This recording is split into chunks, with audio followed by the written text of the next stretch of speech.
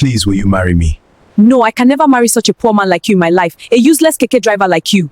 I drove this Keke to pay your school fees. I drove this Keke to pay your bills. I drove this same Keke to feed you. You are now telling me no? You are not my class. I have another man now. So go marry a woman in your class, dirty Keke driver. My people, come on, sit down, grab your popcorn, pull your chair close, and make yourself comfortable. Because the story I am about to tell you today is not just going to touch your heart. It is going to touch your body, your soul, and every single feeling inside you. You know, I have been thinking about this story for a long time, and I keep asking myself, how? How can a human being be this unfaithful? How can you look a man in the eyes, a man who suffered for you, a man who woke up before daybreak just to make sure you eat, just to make sure your rent is paid, just to make sure your school fees is complete? How can you look that same man in the eyes and say no to him? My people, this is the story of Ade, a university graduate, a whole degree holder, a woman who had everything paid for, school fees, house rent, feeding money, everything by one man, one faithful, hard-working man named Kofi. And what did she do when he finally went down on one knee to propose? She left him. She left him for a Yahoo boy, a fraudster, a man whose wealth was built on lies. But trust me when I tell you, what happened next? The consequences of her action were unbearable. This story will teach you something you will never forget for the rest of your life.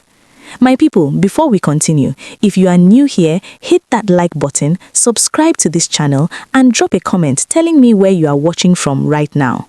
Let's go. Some people love you with their mouth. Kofi loved with his hustle, and that is the kind of love this world does not deserve. Every morning, before the sun even finished waking up, Kofi Mensah was already on the road. His Keke, a battered yellow tricycle with a cracked side mirror and a seat that squeaked like an angry rat, was his office, his hope, and his burden all at once. The engine would cough twice before catching fire, like it too was tired but had no choice. And Kofi understood that feeling perfectly. He had no choice either. Lagos was not kind to men like Kofi. No connections, no rich uncle in government, no big family name to open doors. What he had was 2 hands, a willingness to wake before daybreak, and a girl named Ade who was studying accounting at the university. Ade, with her bright eyes and her textbooks and her future that Kofi believed in more than he believed in himself. She was his reason. She was the dream he wore on his chest every single day. People for the area know Kofi. Kofi Keke, them go shout when them see him, they hustle up and down. He know they form, he know they waste time. Rain or shine, okoro or sun, Kofi they road. Every naira, every kobo, everything goes straight to Ade. But wait, let me take you back, because the Keke was not where it started. The Keke is actually where Kofi landed after falling from something higher. Before the Keke, Kofi had a shop, a small provision store at the end of Babatunde Street. He had borrowed money from a cooperative society, 450,000 naira, to stock that shop and build something for himself and Ade. He had stayed up nights doing calculations in a small orange notebook. He had even paid someone to design a signboard, Kofi General Stores. He was proud. For the first time in his adult life, he felt like a man going somewhere. But business is funny that way. It smiles at you first, then knocks your teeth out. A bigger supermarket opened 3 streets away. Customers scattered like pepper seeds in wind. Within 8 months, the stock was finishing, the debt was growing, and the interest from the cooperative was adding up like a wound that refuses to heal. He sold what remained, packed up the signboard, and sat on the curb outside his empty shop for a very long time. Ade called him that evening. "Kofi, my school fees deadline is next week, oh." He wiped his face, stood up, and started looking for a motorcycle to buy. That is who Kofi was. He no dey cry for too long, he just dey move. There is a certain humility that comes from riding Okada after you once had a shop with a signboard. Kofi felt every bit of it. He bought a second-hand motorcycle from Alhaji Musa for 80,000 naira, borrowed again, this time from his elder sister Akosua, who warned him with eyes that carried 10 years of worry. Kofi, if this one fall down again, I no go fit help you. He thanked her quietly and drove out into the Lagos traffic like a man entering a storm. The Okada walk was dangerous. Every day on that road was in negotiation with death. Cars would swerve without warning, Molue buses would bully motorcycles off the road, and LASMA officials would appear from nowhere demanding bribes.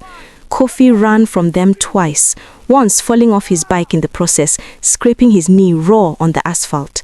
He bandaged it himself, used Dettol from a small bottle in his side bag, and was back on the road the next morning. He'd send Ade money every week. Sometimes it wasn't much, sometimes it was everything.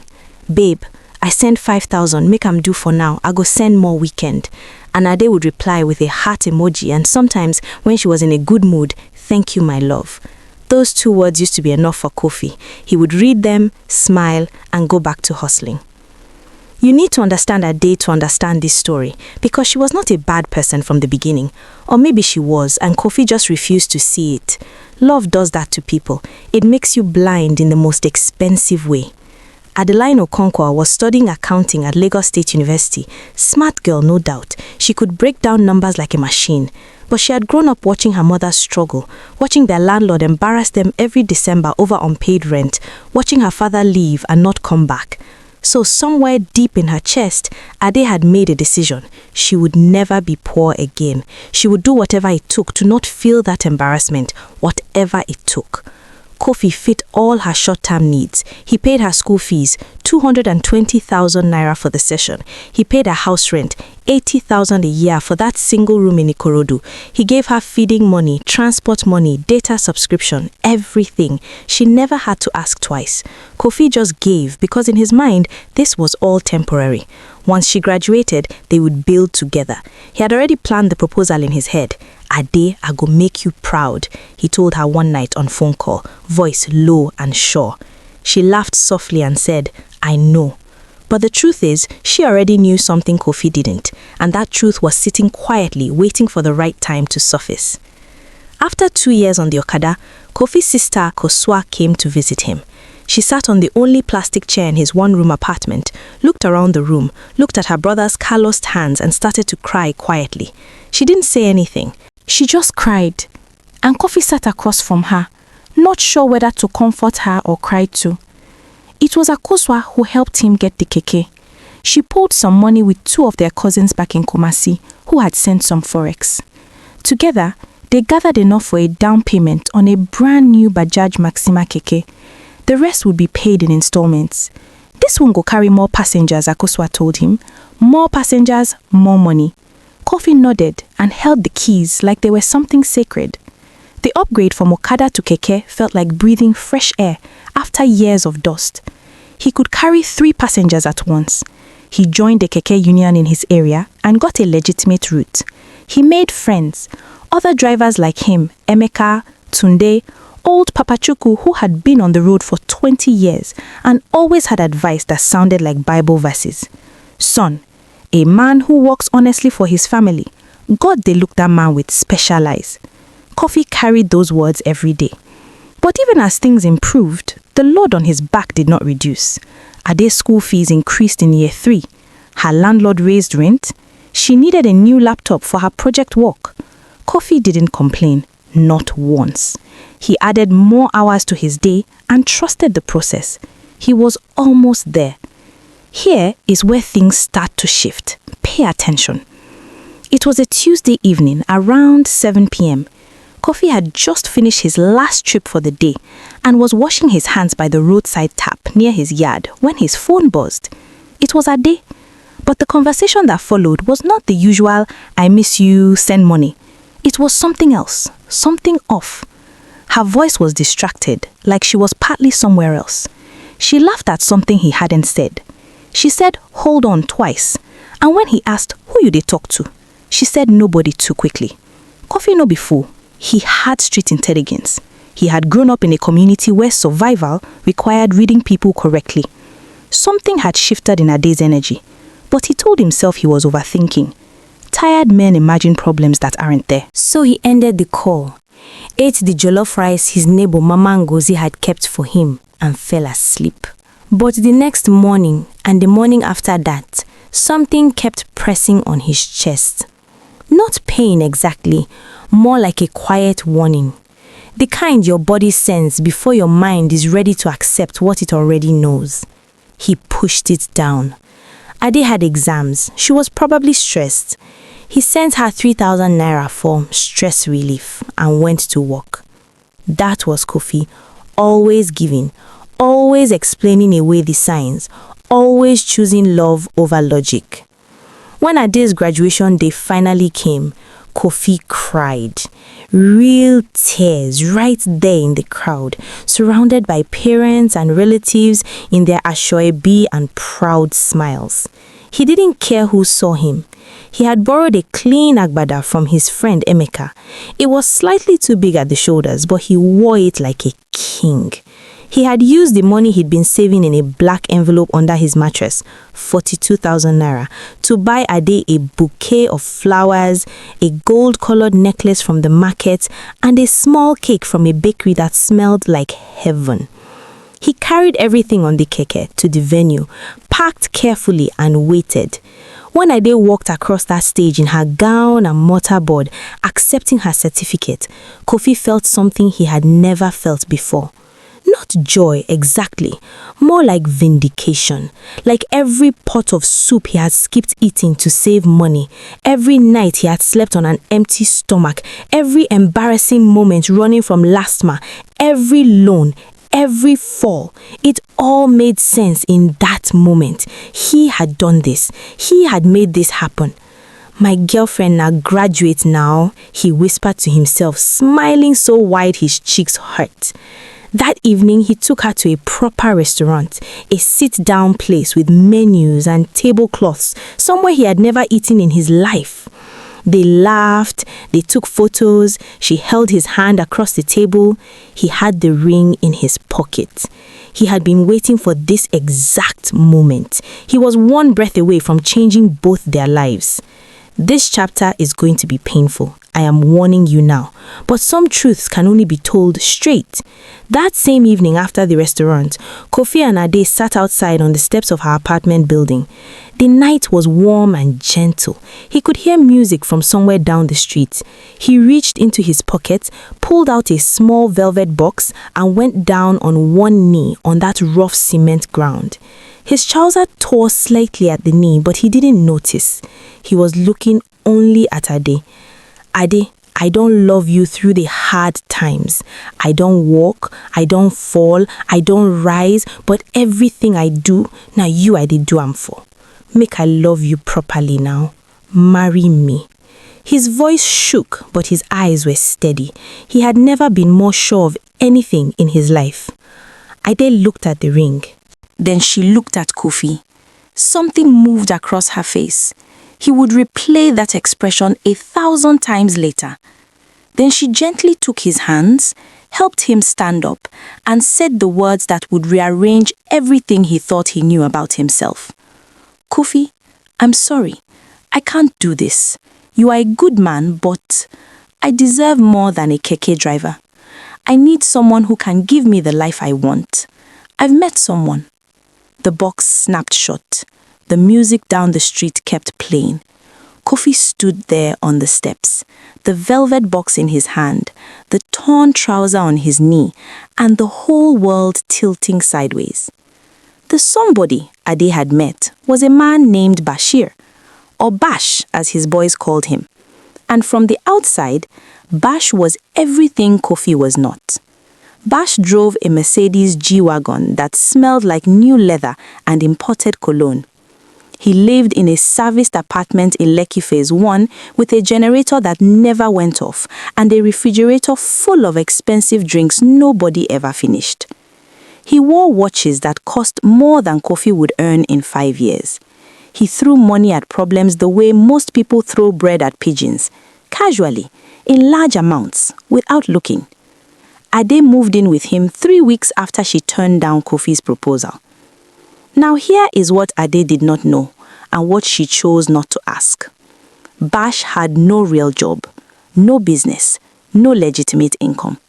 He was 26 years old with no university degree and approximately zero marketable skills. But he had a laptop, a VPN, and a network of international bank accounts. Bash was deep in Yahoo, G+ level, the kind of fraud that involved real victims, elderly people abroad losing their savings. He called it the business. His boys called it the game. In real life, the correct name for it is crime. I upgraded, Ade told her roommate Chinwe with a straight face. I used to manage with Kofi, but I deserve better now. Chinwe had met Kofi once. She knew the kind of man he was. She looked at Ade for a long moment and said nothing. Some things you can only watch unfold. Let me be honest with you. Kofi broke. Not all at once, but he broke. For the first 2 weeks after the rejection, he didn't drive his Keke. He just sat. He ate small, slept wrong, stared at walls. His friend Emeka came by daily and would sit with him in silence, sometimes bringing food, sometimes just bringing his presence. Old Papa Chuku came once, sat down and said, "Son, the pain where you feel now proof say you loved real. Not everyone fit say that." Kofi didn't respond. He just stared at the ceiling. The nights were the worst. Because at night, there is nothing to distract you from your own thoughts. And Kofi's thoughts were loud, cruel, and repetitive. He would replay every sacrifice, every hungry night, every loan, every early morning, and then replay that moment on the steps with the ring in his hand. Why was I not enough? What did I do wrong? Should I have been less honest? Should I have lied? Should I have pretended to be richer than I was? The questions had no good answers and they knew it, which is why they kept coming back. But here is the thing about people built like Kofi. The grief doesn't destroy them, it fertilizes them. After about 3 weeks, something shifted. Maybe it was exhaustion from sadness. Maybe it was pride. Maybe it was just the practical reality that rent was due. Whatever it was, one Thursday morning, Kofi got up, washed his face, drank hot tea without sugar because sugar was finished, and went to start his Keke. He drove without music, without smiling, but he drove, and that was enough for now. Here is where Kofi's story starts turning. Slowly, almost invisibly at first, with no Ade to send money to every week, Kofi suddenly had more money than he had ever had at one time. It wasn't a lot, but it was consistent, and for the first time in years, he could think about himself. What did he actually want? He sat with that question like it was a new language he was learning. He started saving seriously, not loosely, but with a target. He opened a separate savings account he called Future Money, and every week, rain or shine, happy or sad, he would drop something in. He also started talking to people differently. He listened more carefully to his passengers. A man named Mr. Adegoke, an older gentleman who took his Keke every morning to his bus stop, noticed Kofi's questions and started talking to him properly. Mr. Adegoke was a retired businessman. He had built and sold 3 businesses in his lifetime, and for some reason, maybe because Kofi reminded him of his younger self, he began to mentor this Keke driver between bus stops. "You have the one quality that most business people lack," Mr. Adegoke told him one morning. "Discipline. I watch you every day, same time, clean Keke, no excuses. That quality builds empires." Kofi carried those words like fuel. He started reading PDFs on his phone at night, YouTube videos about business and investment, anything he could find. Slowly, the sadness was being replaced by something else, something quiet but very hot. Ambition, the real kind. 2 years, that's how long it took for Kofi to go from 1 Keke to 3 Kekes. It doesn't sound dramatic, but trust me, in that world, it is everything. With Mr. Adegoke's guidance and his own relentless saving, Kofi bought his second keke and hired a young man named Bright to drive it, taking a commission. Then a third. He opened a small provision kiosk near a school, managed by his cousin who had come down from Kumasi.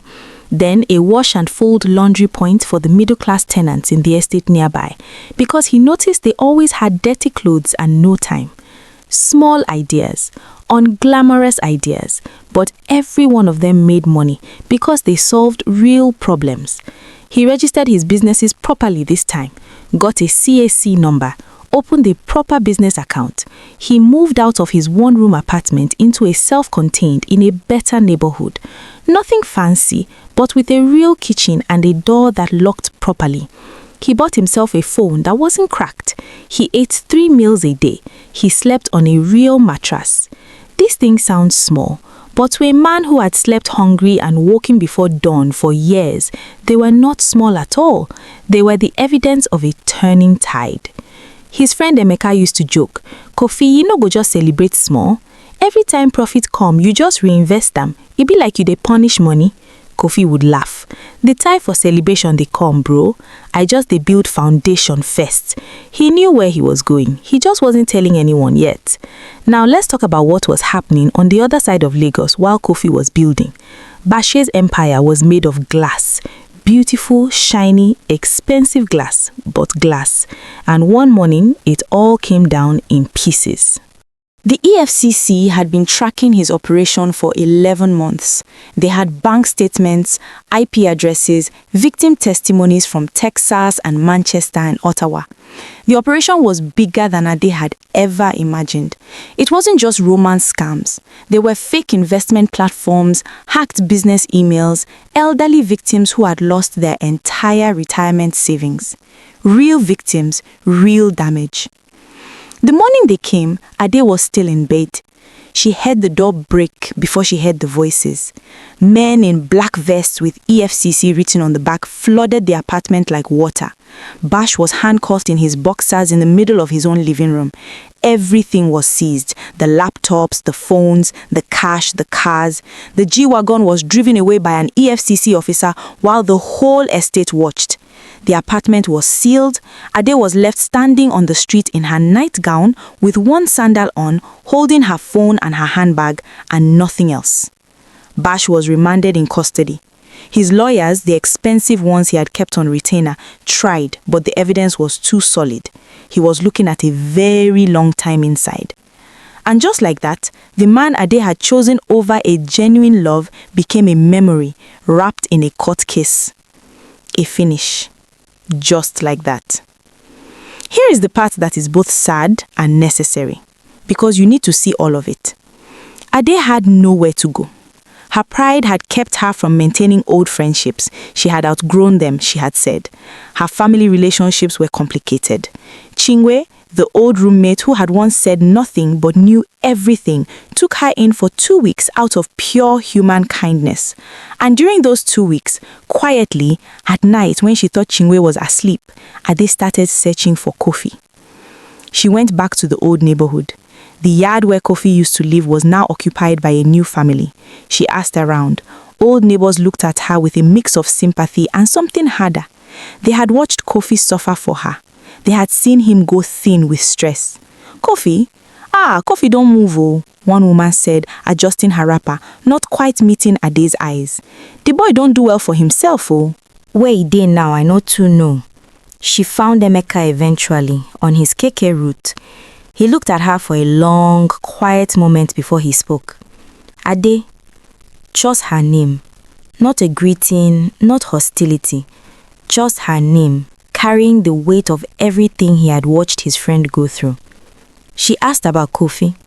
Emeka scratched his jaw slowly. Then he said something that stopped Ade's heart mid-beat. Ade, the Kofi where you live na Keke driver. The Kofi where dey now, that one a different man entirely. He said it without malice, but it landed like a verdict. The building was impossible to miss. A clean, cream-colored structure on a corner plot on the main road, with a signboard that read Mensa Group, transport, retail, and logistics. Underneath, in smaller print, the company motto, built on honest work. Ade stood across the road and stared at it for a very long time. She had heard from 3 different people about Kofi's rise before she finally saw it herself. A small fleet of Kekes had grown into a transport company with 15 tricycles, 2 minibuses, and a partnership with a logistics startup. The provision kiosk had multiplied into 4 retail points. He had invested in a cold room for a fish seller collective in his area, small but profitable. His name was known. People spoke about him the way they spoke about men who had earned their place, with genuine, unsentimental respect. She got his number through Emeka. She called. He picked up on the 3rd ring. Ade. He said her name the way Emeka had. Just her name, just the weight of it. She started to speak and found she couldn't. Everything she had planned to say crumbled. Kofi, I just want to. He let her speak. He listened the way he had always listened, with full attention. When she was done, there was a pause. Then he said, gently but finally, Ade, I wish you well. I really do. But I'm not the same man who was on that step with a ring. That man needed your yes to feel complete. This man already knows his worth. Take care of yourself. And he ended the call. Ade sat down on a bench nearby and felt the full weight of every choice she had ever made. Not with self-pity, just with understanding. The kind that comes too late to change things, but early enough to change you. Moral lesson. The person who invests in you deserves to celebrate with you. Loyalty is not weakness. Sacrifice is not stupidity. A good heart is not a burden to escape. It is a foundation to build on. Ade didn't lose Kofi because she wanted more. She lost him because she confused genuine love for limitation. And by the time the glass palace shattered, the real foundation had already become a skyscraper. Do not let the noise of someone else's flashy present blind you to the quiet faithfulness standing right in front of you. Some people don't come back around, and not because they are bitter, but because they became everything you said they couldn't be without you. If this story moved you, if you felt Kofi's sacrifice in your chest, if you recognized the signs Ade ignored, if you've ever been the person who gave everything and still wasn't enough, then this story is for you and you need to share it. Hit the like button, subscribe to the channel, and share this video with that one person in your life who needs to hear this right now. Drop your thoughts in the comment section below. Have you ever been a Kofi? Have you ever made a day's mistake? Let's talk about it. See you in the next one.